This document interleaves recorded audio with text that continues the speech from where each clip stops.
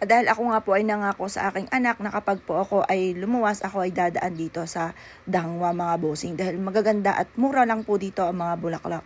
Agaya po nung napili ko, red roses po siya. 12 pieces na po siya mga bossing ko. Ay hindi, 24 pieces na po siya na bulaklak. Ay 1,000 pesos po siya. Mas makakamura po siya kasi dito mga bossing ko sa amin sa Binyan, Laguna ay bumili ako ng bulaklak.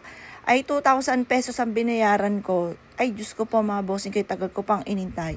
Ay hindi ako natuwa sa pagkakadesenyo mga bossing ko dahil parang basta hindi ganun maganda mga bossing. Kaya sabi ko, hindi na muna ako bibili ng bulaklak anak. Pag ako ay nakaluwas na lang, ako'y dadaan sa Dangwa dahil mura dito at saka fresh na fresh talaga ang mga bulaklak. Ayan, dahil favorite ng anak ko ang sunflower, parehas po kami.